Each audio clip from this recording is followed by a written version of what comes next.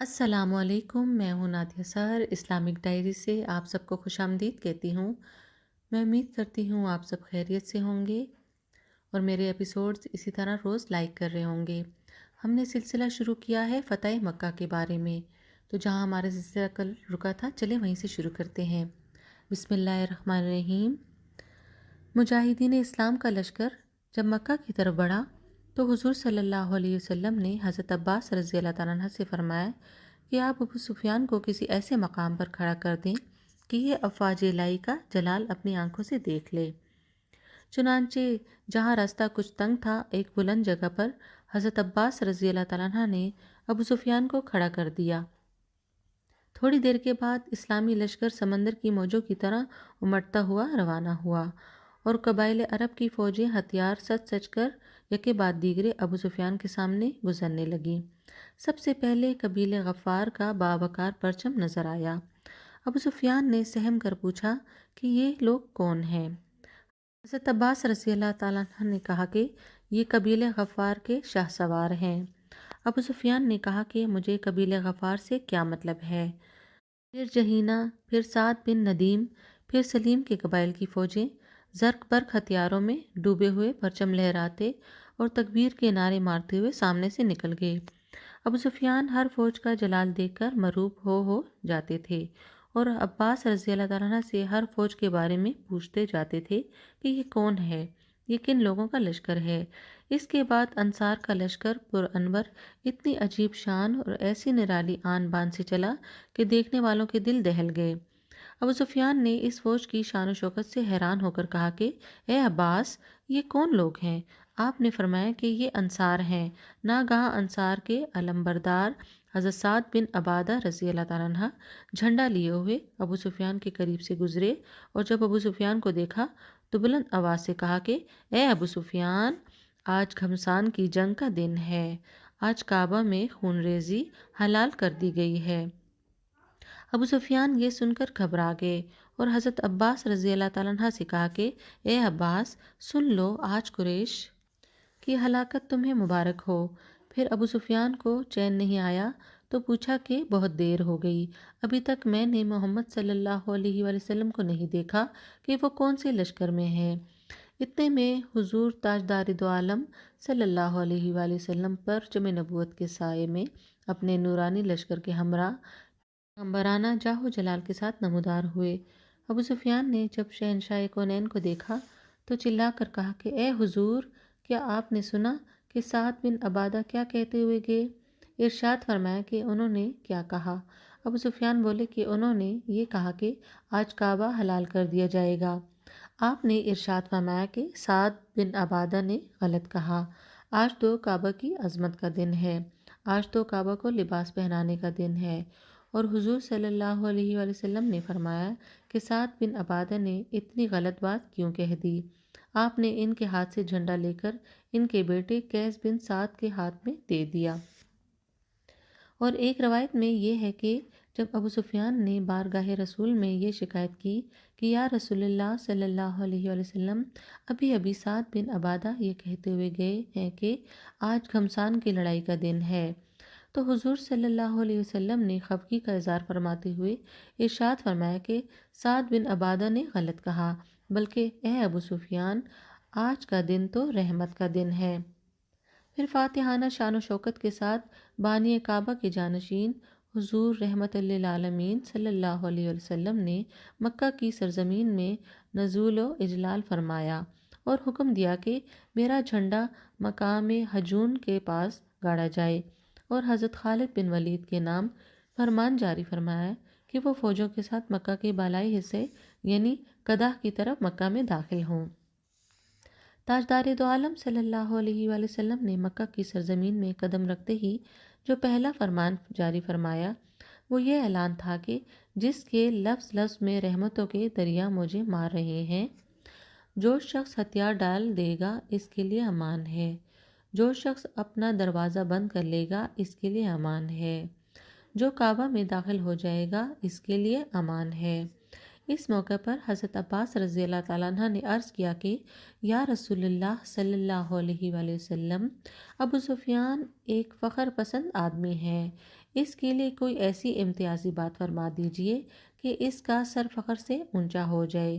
تو آپ نے ارشاد فرمایا کہ جو ابو سفیان کے گھر میں داخل ہو جائے اس کے لیے امان ہے۔ اس کے بعد ابو سفیان مکہ میں بلند آواز سے پکار پکار کر اعلان کرنے لگا کہ اے قریش، محمد صلی اللہ علیہ وسلم اتنا بڑا لشکر لے کر آ گئے ہیں کہ اس کا مقابلہ کرنے کی کسی میں بھی طاقت نہیں ہے۔ جو ابو سفیان کے گھر میں داخل ہو جائے اس کے لیے امان ہے۔ ابو سفیان کی زبان سے یہ کم ہمتی کی بات سن کر اس کی بیوی ہند بنت عتبہ جل بھن کر کباب ہو گئی اور طیش میں آ کر ابو سفیان کی مونچھ پکڑ لی اور چلا کر کہنے لگی کہ اے بنی کنانہ، اس کم بخت کو قتل کر دو، یہ کیسی بزدلی اور کم ہمتی کی بات بک رہا ہے۔ ہند کی اس چیخ و پکار کی آواز سن کر تمام بنو کنانہ کا خاندان اور ابو سفیان کے مکان میں جمع ہو گئے اور ابو سفیان نے صاف صاف کہہ دیا کہ اس وقت غصہ اور طیش کی باتوں سے کچھ کام نہیں چل سکتا۔ میں پورے اسلامی لشکر کو اپنی آنکھ سے دیکھ کر آیا ہوں اور میں تم لوگوں کو یقین دلاتا ہوں کہ اب ہم لوگوں سے محمد صلی اللہ علیہ وسلم کا مقابلہ نہیں ہو سکتا۔ یہ خیریت ہے کہ انہوں نے اعلان کر دیا ہے کہ جو ابو سفیان کے مکان میں چلا جائے اس کے لیے امان ہے، لہٰذا زیادہ سے زیادہ لوگ میرے مکان میں آ کر پناہ لے لیں۔ ابو سفیان کے خاندان والوں نے کہا کہ تیرے مکان میں بھلا کتنے انسان آ سکیں گے؟ ابو سفیان نے بتایا کہ محمد صلی اللہ علیہ وسلم نے ان لوگوں کو بھی امان دے دی ہے جو اپنے دروازے بند کر لیں، مسجد حرام میں داخل ہو جائیں یا ہتھیار ڈال دیں۔ ابو سفیان کا یہ بیان سن کر کوئی ابو سفیان کے مکان میں چلا گیا، کوئی مسجد حرام کی طرف بھاگا، کوئی اپنا ہتھیار زمین پر رکھ کر کھڑا ہو گیا۔ حضور صلی اللہ علیہ وآلہ وسلم کے اس اعلان رحمت کی نشانی یعنی مکمل امن و امان کا فرمان جاری کر دینے کے بعد ایک قطرہ خون بہنے کا کوئی امکان ہی نہیں تھا، لیکن اکرمہ بن ابو جہل، صفوان بن امیہ، سہیل بن عمرو، جماش بن قیس نے مقام خندوہ میں مختلف قبائل کے اوباش کو جمع کیا تھا۔ ان لوگوں حضرت خالد بن ولید رضی اللہ تعالیٰ عنہ کی فوج میں سے 2 آدمیوں حضرت کرز بن جابر فہری اور جیش بن اشر رضی اللہ تعالیٰ عنہ کو شہید کر دیا اور اسلامی لشکر پر تیر برسانا شروع کر دیا۔ بخاری کی روایت میں ہے کہ انہی 2 حضرات کی شہادت کا ذکر ہے، مگر زرقانی وغیرہ کتابوں سے پتہ چلتا ہے کہ 3 صحابہ کرام کو کفار قریش نے قتل کر دیا۔ 2 وہ جن کا ذکر میں نے آپ سے پہلے کیا اور ایک حضرت سلمہ بن میلہ رضی اللہ تعالیٰ عنہ، 12 یا 13 کفار بھی مارے گئے اور باقی میدان چھوڑ کر بھاگ نکلے۔ حضور صلی اللہ علیہ وآلہ وسلم نے جب دیکھا کہ تلواریں چمک رہی ہیں تو آپ نے دریافت فرمایا کہ میں نے تو خالد بن ولید کو جنگ کرنے سے منع کر دیا تھا، پھر یہ تلواریں کیسی چل رہی ہیں؟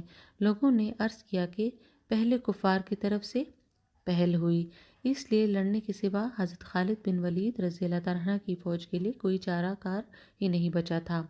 یہ سن کر ارشاد فرمایا کہ قضاء الہی یہی تھی اور خدا نے جو چاہا وہی بہتر کیا۔ حضور صلی اللہ علیہ وآلہ وسلم جب فاتحانہ حیثیت سے مکہ میں داخل ہونے لگے تو آپ اپنی اونٹنی کسوہ پر سوار تھے، ایک سیاہ رنگ کا امامہ باندھے ہوئے تھے اور بخاری میں ہے کہ آپ کے سر پر مغفر تھا۔